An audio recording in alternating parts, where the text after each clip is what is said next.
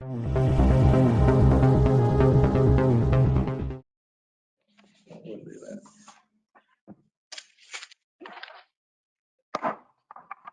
time I'll call the January 20th, 2022 meeting to order for the Dickinson County Commission. Would you please stand and join in the flag salute?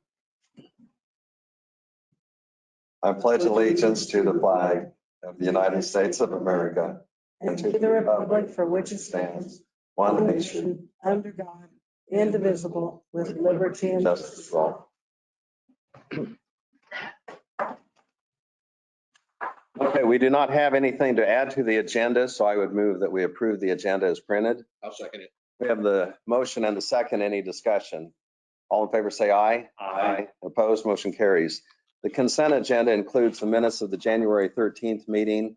It's payroll of $449,492.29, credit card wire of $19,071.97, abatements of $15,259.02, a special check for the Register of Deeds, $965, utilities wire, $8,598.35, also special payroll of $1,438.93. I move to approve the consent agenda. Second. We have the motion and second for approval of the consent agenda. Any other discussion? All in favor say aye. Aye. Opposed, motion carries. We'll go to commission comments. Ron? I spent a little bit of time yesterday at Junction City at the detention center. Things are going well. Do want to go ahead and inform the public also that the detention center there in Junction City is not just only incarcerating these young men and women, but they're also educating. They're not sitting there just doing nothing. So they're concentrating a lot on getting us some kind of education, bringing teachers in to help with that. So that's working out really well. I also had some information sent to me from some families south of Woodbine in regard to crossings, creek crossings and bridge crossings that would entail using rail cars, their framing and stuff to help with these crossings. And we do appreciate that information. I did pass it on to the commissioners, and we'll look into those things, but we thank you for your interest and see what we can do. Okay, Craig. Yeah, today Janelle and I will be zooming in for a community advisory board for the 8th Judicial District. I will be attending the county day at next Wednesday in Topeka, and then I will be missing the meeting to next week, be attending the KAC Board of Directors meeting in Topeka on Thursday. That's all I have, Lynn. Okay. It's kind of helpful that Craig is on that KAC board because it's, a lot of the issues that are emerging and being discussed and so on. You kind of find out what the other counties are doing and kind of helps keep us on the cutting edge there. I also will attend that county government day meeting at Topeka, and I think Brad and Janelle and possibly Ron will be there too. We're at that. We'll have opportunity to hear from some of the legislators. And a couple of them, Representative Barb Wassinger and Senator Alicia Straub, used to be county commissioners.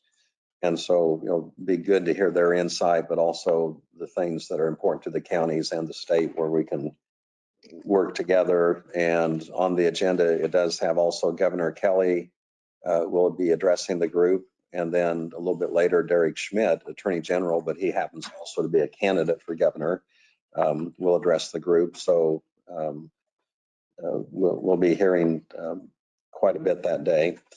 Also earlier this morning, we talked a little bit, Janelle brought up that she is working on the budget and preparing and some of the things that we need to consider on the budget.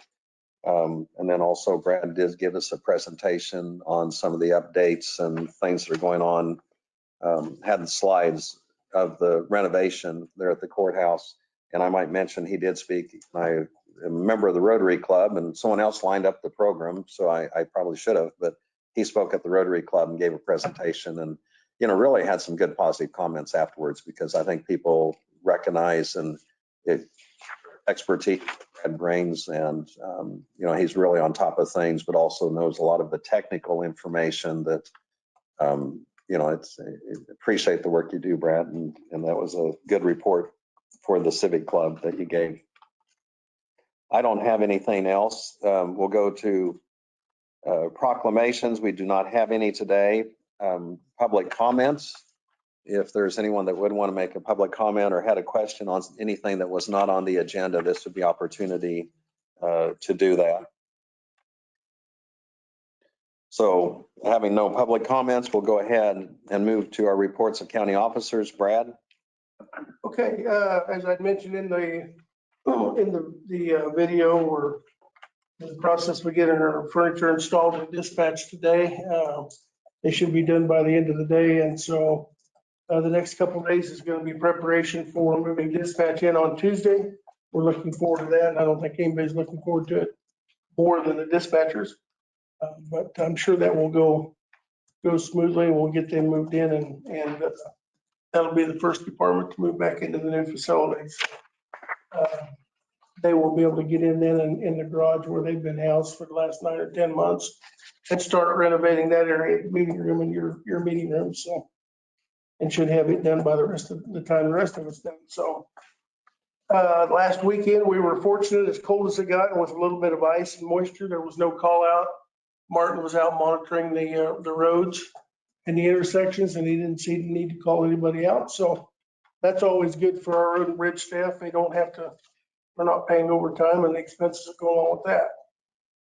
We did discover last weekend that we have a damaged antenna on one of our radio systems, and the antenna is actually on the 13th Street water tower here in Abilene.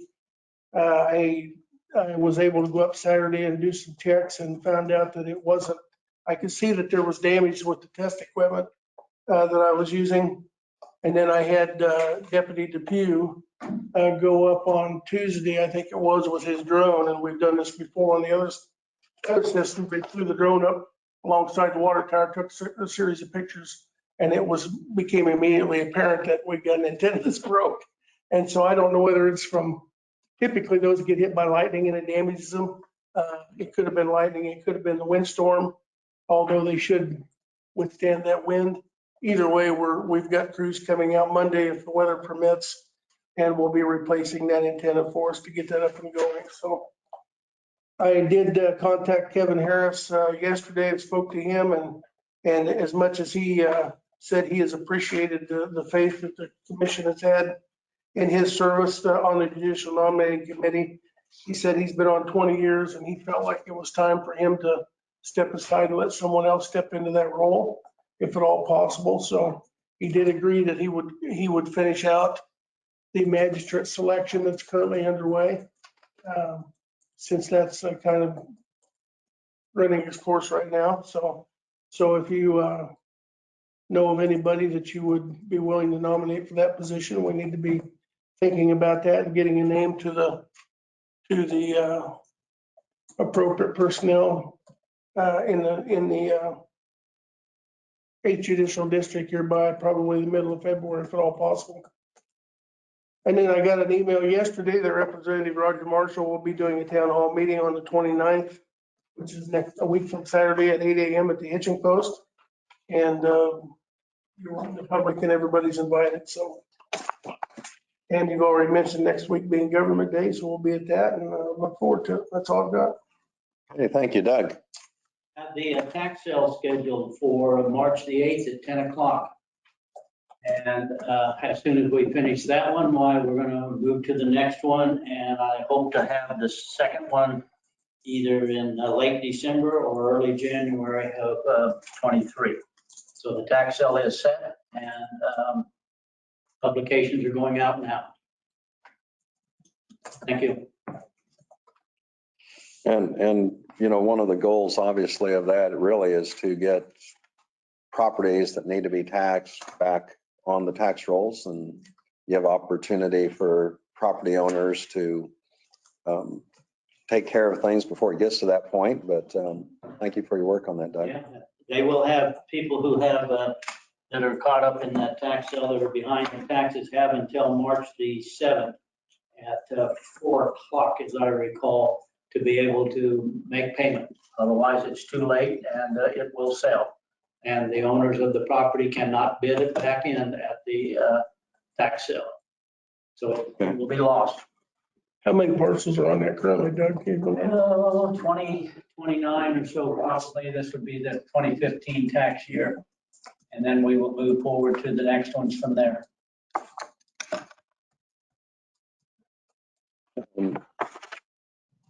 Also, quickly, and Brad, I know on your report you'd kind of mentioned, and I talked about your presentation earlier, but one of the questions that always comes up, and I know target dates are kind of goals and barring the unforeseen, but when do you anticipate? Earlier, I think you mentioned that 911 is going to move in first. I mean, other than the jail part is already in there, but do you want to give the timeline on that or? Well, our target date is the first or second week of March. And as I told Gina at the fair office, because they're kind of excited to get Sterling Hall back, district court, our plan is to move district court first and then the county attorney's office and get the top floor occupied.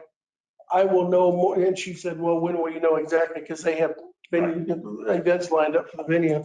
And I said, I should know, I should be much more comfortable by the middle of, second week of February. So about 3 more weeks, and some of the stuff that is more time consuming should be done by then. And so barring any major complications, I'd love to get to that point and say, I think we can start moving the last week of February. And of course, that's not out of the realm of possibilities, but I think the first or second week of March is probably realistic. So And hoping the weather cooperates and so on, but yeah. some of it like Civic Center is just across the street, but then again, there's a lot to move. Well, and I think I told you before, we're going to do a dispatch because they're not a public office. And we need to have the space they're in so we can get that renovated. So we can put them down there and one of their staff that uses the elevators graciously agreed to use the stairs. And in the meantime, and then we're going to be a little bit more methodical with district court and county attorney and get them up and running with technology and phones and everything. Then once the IT staff is comfortable, they can breathe, then we'll come back and take a department at a time from the civic center. And we're not gonna, when we moved, it was like an emergency abandonment. We threw everything in the car and we ran, And so it's gonna be a little more methodical coming back in and moving a department at a time and getting them up and going to keep that continuity of services up and running, so. And we have items in storage too at the county facility. And so, I mean, methodically, it will take place, but okay. Well, I know you have it well thought out to streamline it as much as possible. Well, I've got it thought out. We've tried to streamline it, but it still scares me to death. I'd be lying to you. I mean, it was pretty intimidating with the move out because of all the technology that, as I was telling the Rotary Club yesterday, not only do we just physically move things, but we have to make sure that the phones and the computers and everything at the 2 locations are still communicating with our server room. And that's done by fiber optics connecting all those locations across town. And that's a big thing. I mean, that's not something you just go down to your local Radio Shack and buy a device and plug it in the wall. I mean, Yeah. Our IT staff have got to be top door to be able to get that stuff going. It can't be disconnected a day or two either. Yeah, and so to bring them back in and then reverse that process, as you saw the picture with JT in the closet, that's what they're doing, is getting all that stuff ready so it's as seamless as possible when we move. And, I can't say enough about all of our staff, but between dispatch and the IT crew, I mean, this whole thing they got a lot of weight on their shoulders to make work, so. You don't have that little red button that says easy that you. I've got 3 or 4 of them, but none of them work. So yeah, we keep getting a new one, but none of them work.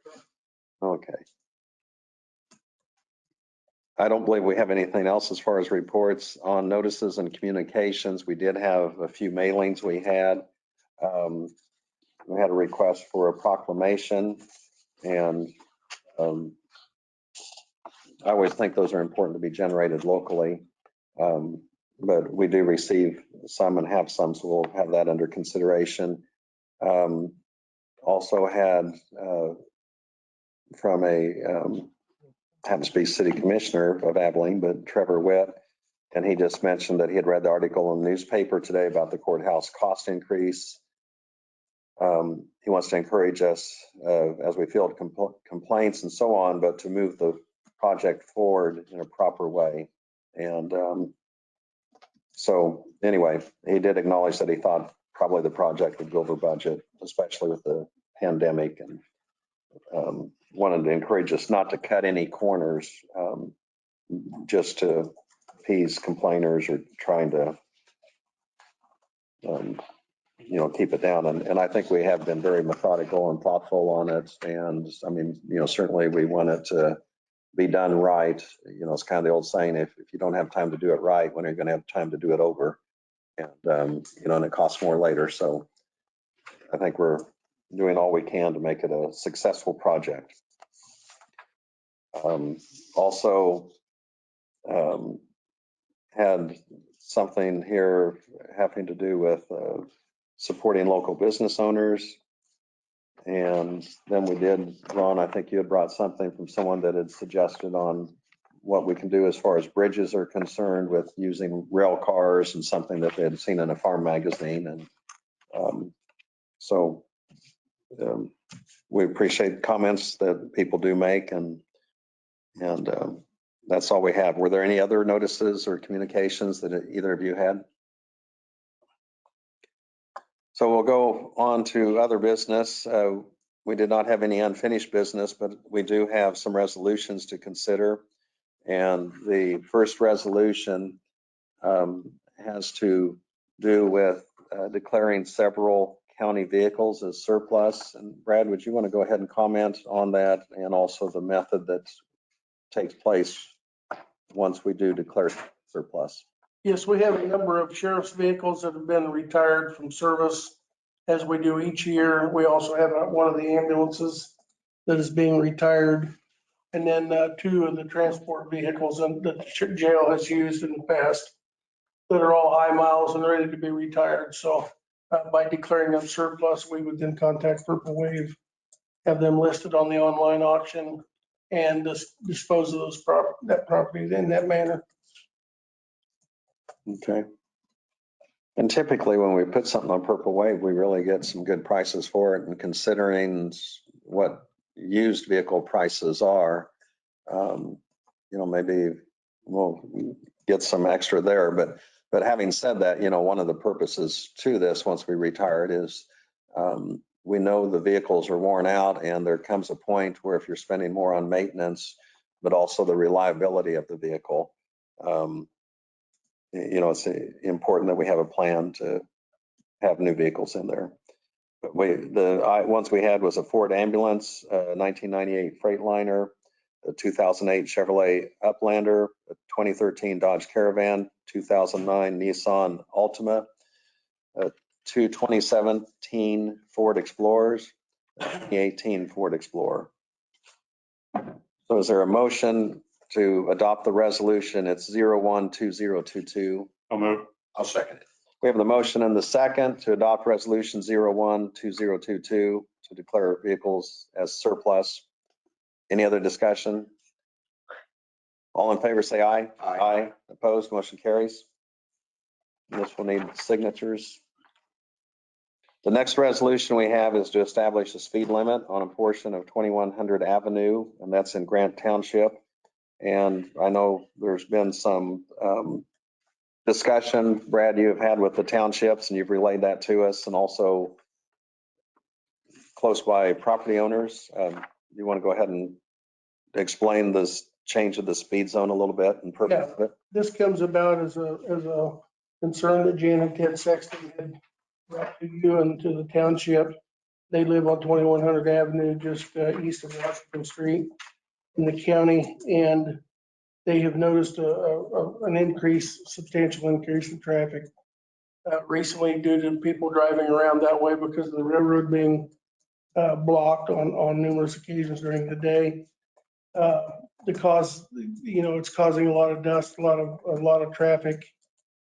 They met along with myself and Martin last week with Grant Township at their board meeting, and we discussed options. And There were a couple options. One, was the reduced speed is what we're considering now for a couple of reasons, primarily for the safety of the traveling that road, because we have had one recent accident on the bridge that is in that section of the road, but also to try and minimize some of the damage to the gravel and the dust and the byproduct of that. So the other option was to look at putting some type of a chemical or chip seal on a small section in front of their house. That was kind of another second ditch effort to help the dust problem if we don't get any moisture. And that's kind of in the works between the Sextons and the Township on how to go about doing that if the problem persists. So Martin did go out and look at that section of the road. It was his opinion that 25 mile an hour, as short as that road is, given the fact it has a bridge right in the middle, it's cattywampus, whatever that description means. It causes a little bit of a hazard if you're going much faster than that. The speed limit suggested on the crossing the bridge, I think, is 15. And so he thought that 25 would be appropriate. And so with that, we prepared a resolution legislating that, imposing that speed limit. Okay, the resolution is 012022-A, and I'd move that we adopt that resolution on the speed zone portion of the road. Have the motion and second. Any discussion? All in favor, say aye. Aye. Opposed, motion carries. And let's see, this also needs a signature. I don't believe we have any other business to consider. We adjourn. You got the motion and second to adjourn. Any other discussion? All in favor, say aye. Aye. Opposed, motion carries. Adjourned.